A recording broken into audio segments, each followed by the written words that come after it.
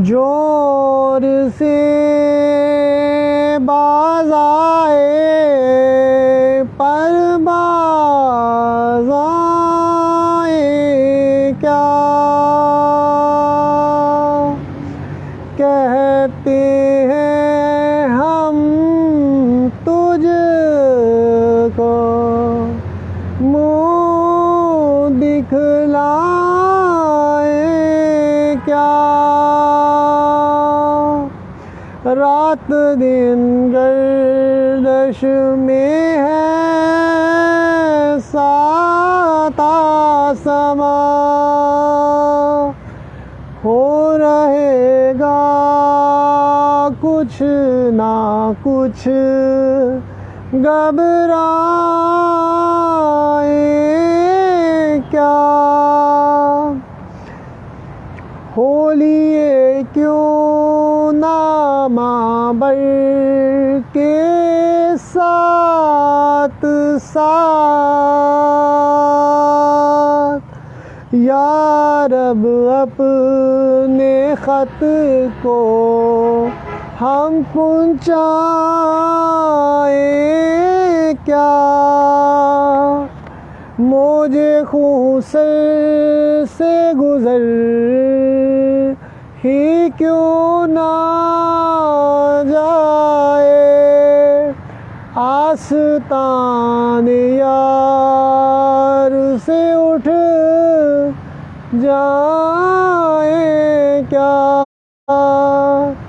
उम्र भर देखा किए मरने की राह, मर गए पर देखिए दखलाए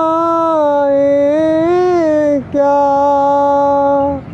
पूछते हैं वो के गालिब कौन है, कोई बतलाओ के हम बतलाए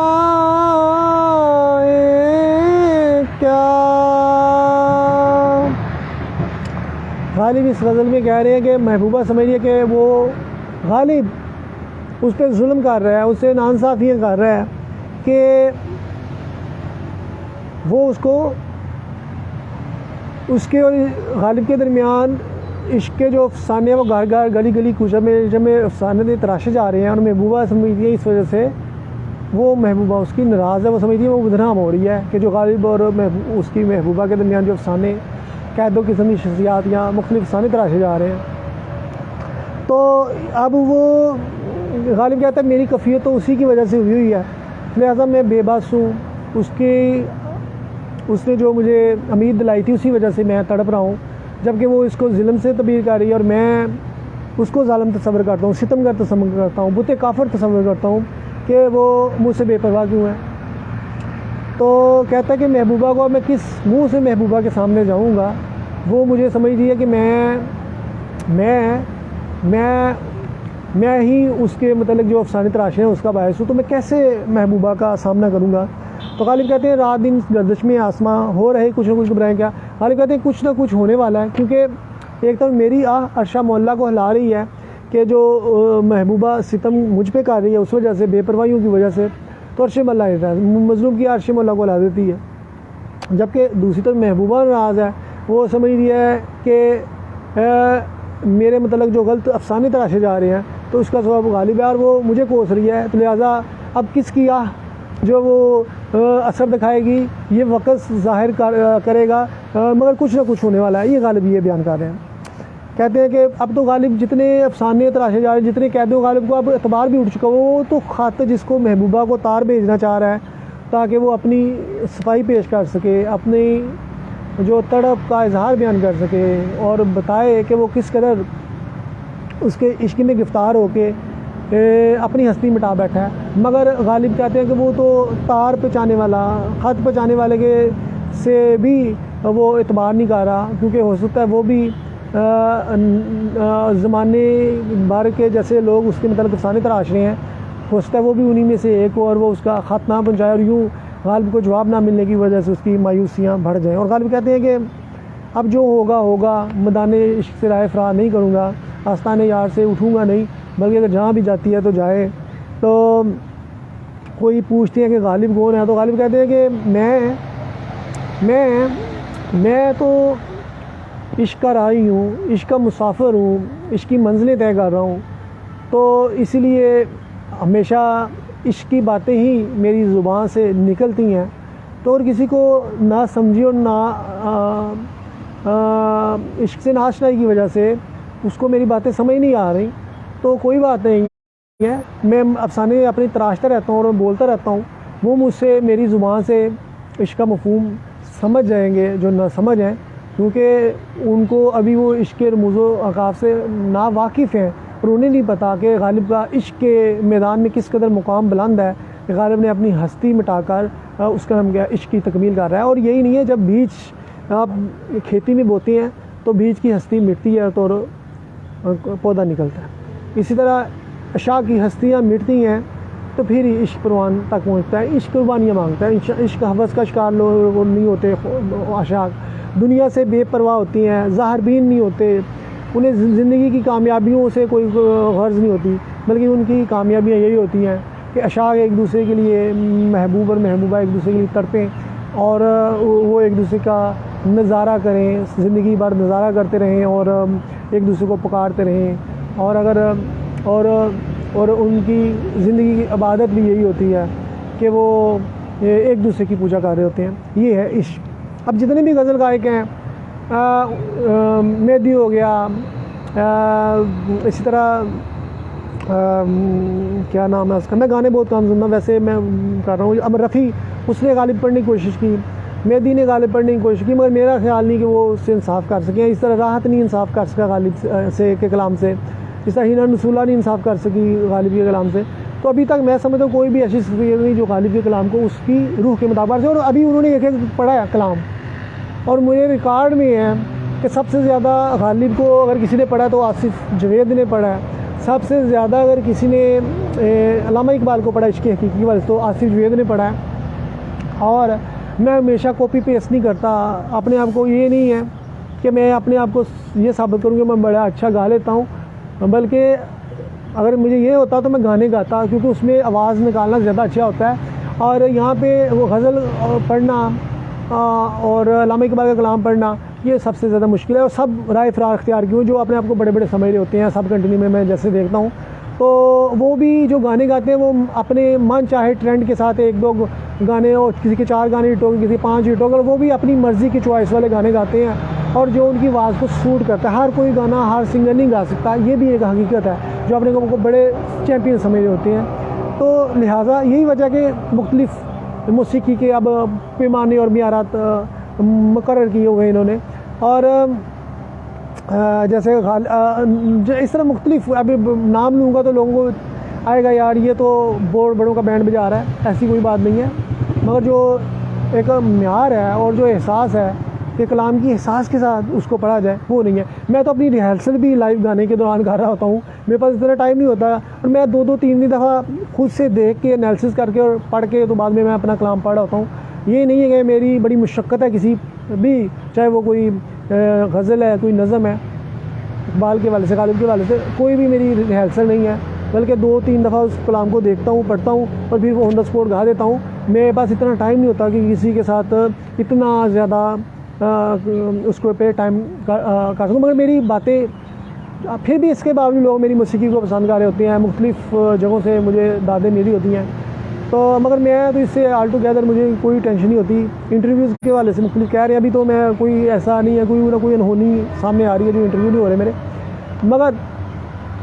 मगर मैं अपना प्रोडक्शन हाउस बनाना चाहता हूँ और मैं अपनी ही अगर इश्किया दास्तान पे मबनी स्टोरी लिखूँगा तो मेरे अपने ही गाने उधर फीड कर दूँगा। अगर वो फाइटिंग के वाले से मूवी होगी या एक्स्ट्राऑर्डिनरी होगी तो वो उसमें फिर और तरह का ट्रेंड, मगर गाऊँगा मैं खुद ही अपने ही फिल्म में गाने, किसी मेल सिंगर को कोई एंट्री नहीं करवाऊँगा, क्योंकि मैं खुद से ही गाऊँगा। मेरी आवाज़ अल्हम्दुलिल्लाह मुझे बहुत ज़्यादा ओवर कॉन्फिडेंस समझ लें कि है कि मैं खुद से अच्छा गा सकता हूँ। मुझे किसी की असासे कमतरी नहीं है, किसी इस सिंगर को लेके आऊँ अपने मुकाबले में और अपनी फिल्म में गाना गवाऊँ, नहीं, खुद ही गाऊँगा।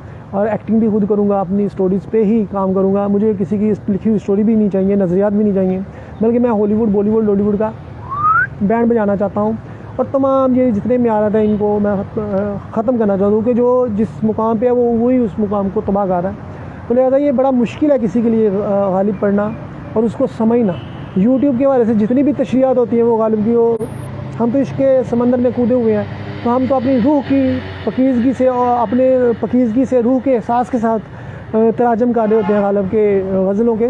तो जितने भी तर्जमा करने वाले मेरे तर्जमे में और जो गालिब का तर्जमा करता है यूट्यूब पे, उसको ज़रा सुने। मैंने तो वैसे सरसी तौर पे देखा कौन किसी ने क्या काम किया गालिब के वाले से, पढ़ने के वाले से और तशरीह के वाले से, तो मुझे तो कुछ पसंद ना आया। और पढ़ने के वाले से भी किसी ने एक दो पढ़ा। रफ़ी इंसाफ नहीं कर सका गालिब से, हिना नसरुल्लाह नहीं पढ़ सकी, राहत नहीं पढ़ सका गालिब को उसमें आज के मुताबिक जैसे मैं देखता हूँ। मगर ओपन ईयर में गाना और मुश्किल होता है क्योंकि आपको बड़ा ज़ोर लगाना पड़ता है, और जब ज़ोर लगाते हैं तो सुर बेसुरे हो जाते हैं और ऐसे लगता है आप जलाद बन गए हैं। जबकि प्रॉपर माइक के साथ, जो अच्छे वाले माइक हैं उससे पढ़ने से और स्टूडियो में पढ़ने से ये होता है कि आपकी आवाज़ बड़ी मौसर होती है। आप जब ज़्यादा खींचतनी नहीं करते तो आपकी हल्की सी आवाज़ भी जो है ना, सुर जो है ना वो बहुत मौसर नज़र आता है। और जब ओपन ईयर में पढ़ते हैं तो आप सुर को खींचते हैं और वह सुर ऐसे लगता है जैसे बेसुरा हो रहा है। तो ये चीज़ें भी सामने में आती हैं। और मेरा तो देखिए आप गला भी बैठ जाता है बाज़ बात, इतना ज़्यादा मुझे थोड़ा सा लाउड बोलना पड़ता है, तो थोड़ा सा बेसुरा भी होना पड़ता है। ये चीज़ें साथ साथ चलती हैं। मगर मेरे लिखी हुई शायरी भी ज़ाया नहीं जाएगी। उम्मीद है कि वो मैं अपनी जब फिल्म बनाऊँगा तो उसमें पल दो पल का साथ और बेताबियाँ बेकरारियाँ, दिल नवाज, चुलबर वफा का खून ढूंढेगा, king of all heroes film में, और कैसे उसको फांसी देने के लिए जतन करेगा मुआशरा, और कैसे क्लैशेस जन्म लेंगे, और कैसे वो अपनी हीर की तलाश में भटकेगा और पल पल भटकेगा और नगर नगर गली गली कुचा कुचा और ज़ालिम और कैदों का सामना करेगा, और उसकी जो हस्ती मिटेगी और फिर उसकी ज़िंदगी में वो फिल्म की सेंड की तरफ जाएगी। ये सारी चीज़ें अपनी फिल्म में दिखाऊंगा और उसी में मैं ये गाने भी अपने फीड करूँगा, खुद से ही गा लूँगा अच्छे और प्रॉपर प्रेजेंटेशन के साथ। मगर अभी मुझे बहुत सारी फिल्मों पे काम, तो मुझे नज़र आता है कि 4-5 फिल्में तो मेरी ज़िंदगी में भी बन जाती हैं। इसके अलावा जो मुख्तलिफ नज़रियात और सोचें मुझे नज़र आती हैं इस्लाही वाले से, उस पर बहुत सारी वीडियो में नज़र आती हैं। इस तरह फाइटिंग के वाले से वीडियो नज़र आ होती हैं। मेरी ख्वाहिश है ब्रूस ली और न्यू ट्रेंड को पैचअप के साथ, यानी कि गन वगैरह के इस्तेमाल और प्लस इंडिविजुअल फ़ाइट के साथ मैं एक मूवी बनाऊँ जिसमें ब्रूस ली का टच हो, ब्रूस ली जैसी फ़ाइट का टच हो, चाइनीज़ का जो स्टाइल है, प्लस उसमें जदीद आर्डन टाइप की फ़ाइट जो गन से की जाती है, और ऐसे लगता है जैसे कोई आप वो कोई वो मूवी देख रहे हैं बच्चों की, कार्टून टाइप जो और इस तरह तबाहियाँ दिखाई जा रही होती हैं किस तरह दोनों पे, क्योंकि जदीद मुआशरा आ गया। अब फ़िज़िकल फ़ाइट के साथ साथ बंदूक की फ़ाइट भी ज़रूरी हो रही है जिस तरह आज होता है मुआशरे में। तो लिहाजा वो दोनों कम्बिनेशन इसलिए किया गया क्योंकि अब डिफरेंट तरीके आ गए हैं मुआशरे में फ़ाइटिंग के वाले से। तो लिहाजा ये चीज़ें वो उस वक्त ही मैनेज होंगी जब मैं प्रोडक्शन बनाऊँगा, इन्वेस्टर होगा, वरना अदरवाइज़ अभी खाली फ्लॉप चल रहे हैं। मगर हाँ, हम तो अपनी ही दुनिया में मस्त हैं। हम अपनी ज़िंदगी में, जैसे अपनी इंडिविजुअल पर्सनैलिटी है मेरी, इस तरह इंडिविजुअल मेरी सोच भी है। इसी तरह मैं अपने ज़ात पे मैं काम कर रहा हूँ, मुझे अपनी ज़ात से पे रिसर्च कर रहा हूँ, अपने जो तख़य्युलात कुदरत की तरफ से सोचें मिलती हैं मैं उस पर काम कर रहा हूँ। मुझे किसी की तरफ रग़बत इख्तियार करने की तरफ नहीं जाता कि किसी से, इसलिए मैं किसी से मुतासर भी नहीं होता।